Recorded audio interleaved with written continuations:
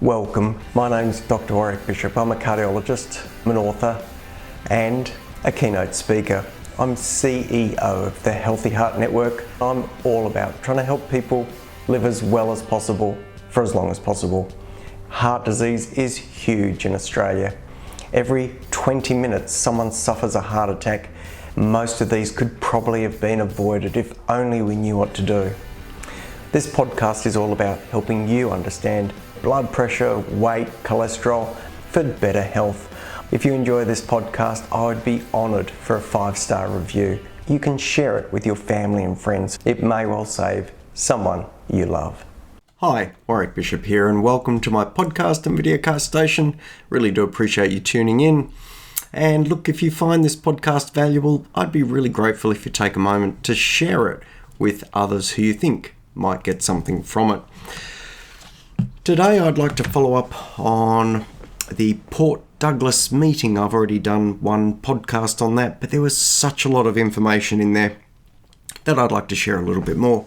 Some of it obviously was very technical, some of it was presentation of cases and discussion, and those discussions were with panels and offered different opinions, and it's a stark reminder that often there isn't a single best answer when we're dealing with complicated and difficult individuals with multiple pathologies.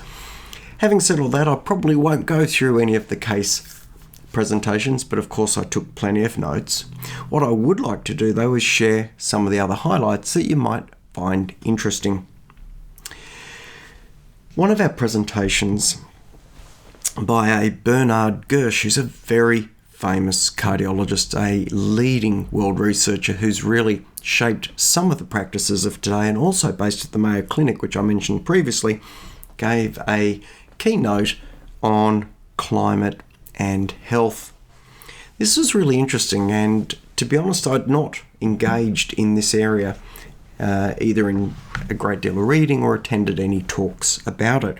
But Dr. Gersh really flagged a number of areas where change in climate and environment are likely to have a major impact in the cardiovascular health space in particular. I think we could easily recognise that air pollution, for example, would have a significant impact on lung-related issues, but this was really more directed towards cardiovascular and the impact of climate change and climate health on our individual health. Well, there are a number of main areas that are likely to be impacted as climate quality deteriorates. One of the first things is going to be presence of inflammation and coagulability. Well, inflammation, we believe, is now closely linked to progression of atherosclerosis or plaque within the arteries.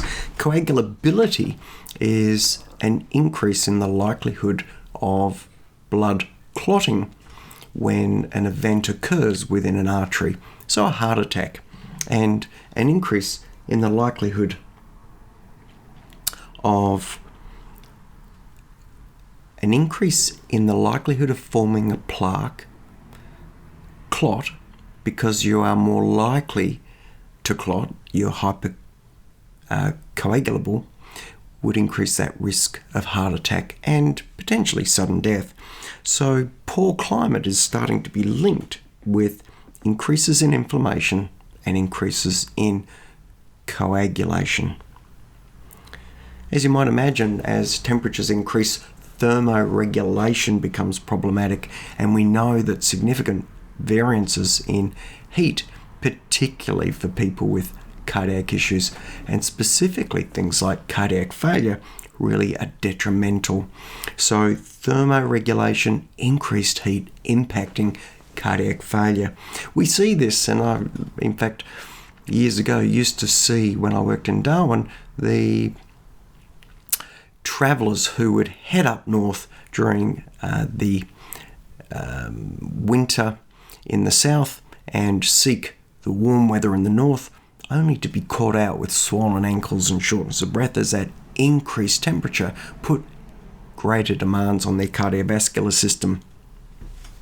As you might imagine, if you're exposed to greater heat, you may be then needing to dissipate your own heat, and you'll do that through sweating and perhaps even increased breathing or respiration. Those changes with sweating, increased respiration and fluid loss, potentially linked up with failure to drink adequate fluid, can lead to electrolyte imbalance. Easiest to imagine are things like climate change, changes in weather, overpopulation, smog, pollution, having an impact on physical and mental stress, and we know that feeds directly into cardiovascular risk. Dr. Gersh also spoke about small particulate matter, and these are micro plastics which are closely linked to cardiovascular outcomes, worsening those outcomes the higher those small particulate matter levels are. They're referred to as micro nanoplastics, and interestingly, there appears to even be research supporting that these micro nanoplastics are ending up in our bodies in the plaque that's developing in our arteries, which is pretty scary, to be honest. Secondhand smoke is an air pollutant that we are all aware of, and we've probably seen it. Dr. Gersh touched on a community in Pueblo, Colorado, where they actually prevented secondhand smoking by strict community-based regulations, stopping smokers from smoking in areas where non-smokers would be impacted. This was really one of the sentinel studies in this space, and we've seen these changes here in Australia now, where there's designated smoking areas and large areas where smoking is forbidden. Well, the reason why we've embraced that is this particular study in Pueblo, Colorado, demonstrated somewhere around a 30 to 40% reduction in risk of myocardial infarction or heart attack over the period of time that they implemented these changes. This is really significant public health initiatives to make super huge differences to the population and communities in terms of risk of heart attack. One of the other things that was really striking was that Dr. Gersh spoke about noise pollution, and noise pollution increasing as populations increase, transport increases, planes increase, all those things increase, and noise pollution being closely linked to blood pressure, and we know how important blood pressure is in cardiovascular risk. It drives heart attack, it drives stroke, drives atrial fibrillation, cardiac failure, drives renal failure, and even drives dementia. So climate, cardiovascular disease, it really is important. This was a fascinating talk for me to be listening in on, and it really impacted on me how significant these changes around us are and how they're going to really play out with people who have cardiovascular disease. Look, the other presentation I wanted to touch on briefly was a presentation on closure of PFO. I'm a little bit personally interested in this. I probably need to describe what a PFO is. Well, in medical speak, it's an abbreviation, obviously. PFO stands for patent, which means open, foramen, which means hole, and ovale, just meaning round. Well, a patent foramen ovale is something we all have, and we need that patent foramen ovale when we're in utero before birth, because we've got a circulation as an unborn child, and that circulation as an unborn child we want to direct to the placenta, not to the lungs, because we're in the uterus, we're in amniotic fluid, and sending blood to the lungs makes absolutely no sense. So we all have, before birth, a hole in our heart that allows blood to pass from the right side of our heart to the left side of our heart, bypassing the lungs, and then heading out being pumped out to the placenta, where it gets oxygenated and carbon dioxide is removed.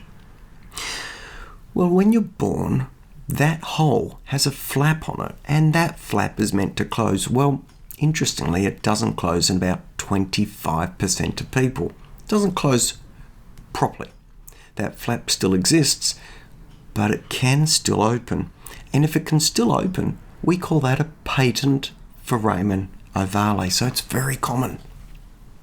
Why is this important? Well, it's important because it can allow blood to go from the right-hand side of the circulation, the venous circulation, if you like, to cross straight into the arterial circulation.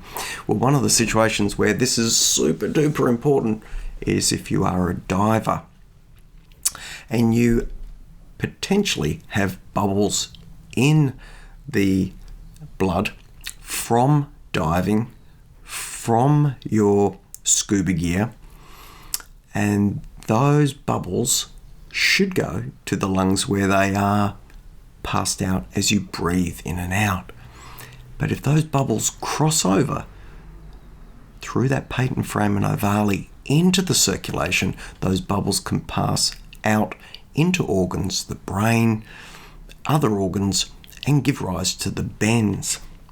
So we see patent foramen ovale as a significant issue in professional divers.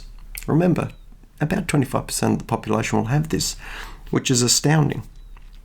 One of the other really significant situations where patent foramen ovale is important, and this is the reason I'm particularly interested, is because if a small clot forms in the venous system, for example, you've been sitting for a long period of time, traveling, for example, kick in the leg or a bump, and a small clot dislodges from somewhere peripheral in the body, comes back to the heart.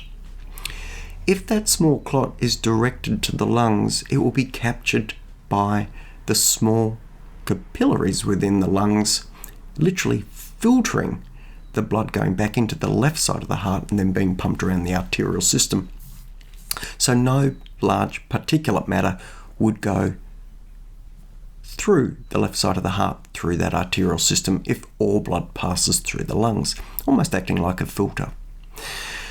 So if that small bit of particulate matter, a small clot or thrombus, if you like, comes to the heart and that patent foramen ovale is present, and for some reason the person has coughed or bent or moved or changed the pressures in their chest such that the flap moves, then that small particle, that thrombus or clot, could pass through that foramen into the arterial system and then be pumped around the body, with a 25% chance it could go straight to the brain, giving rise to a stroke, giving rise to an infarct or lack of blood flow to anywhere else in the body where it lodges. Well, the reason I'm particularly interested in this is I had exactly an event like that occur in the beginning of April, on the 3rd of April, in fact, at 9 o'clock in the morning, sort of thing one tends to have blazed into their memory. My foot stopped working properly. Well, after lots of investigation, my arteries were clear everywhere. I didn't have any irregular rhythm, in particular no atrial fibrillation. I then went on and had a study where they literally squirted agitated saline, which has little bubbles in it, which show up very well on echocardiography. Those bubbles in that agitated saline were injected into my vein while someone imaged my heart and demonstrated that there was passage of those bubbles from the right side to the left side, not passing through the lungs, confirming, in fact, I have a patent foramen ovale, and that was the likely cause of the small stroke that I had.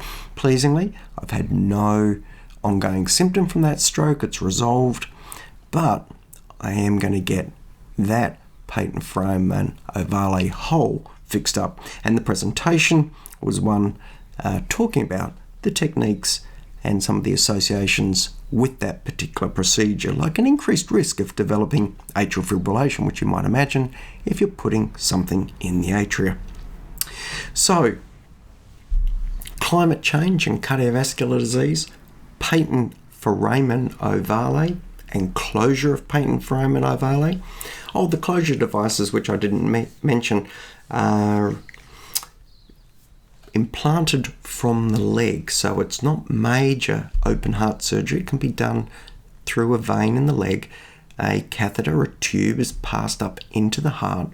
That tube easily goes from the right side to the left side, and then, if you like, an umbrella or the equivalent of an umbrella opens up on that left side and pulls back to hold the flap in place. Then a second umbrella is opened up in the right atrium, and those two umbrellas are, if you like, then cinched together, if you like, those two discs or umbrellas pulling together, and they act to close that patent foramen ovale, securing the flap so it doesn't move anymore. Very effective, pleasingly a fairly low risk procedure, and with a high degree of success with deployment. Anyway, there you go. Environmental change, cardiovascular disease, patent foramen ovale, which I'm particularly interested in myself. Hope you found that interesting. For now, I'm going to jump. I'm going to wish you the very best. I hope you live as well as possible for as long as possible. Take care, and bye for now. Did you know that coronary artery disease kills 1 in 4 people? So most of us are likely to carry some risk or know someone who does. If you're interested in finding out more about how to evaluate that risk, check out www.virtualheartcheck.com.au. It'll give you information about risk and what else can be done to be even more precise.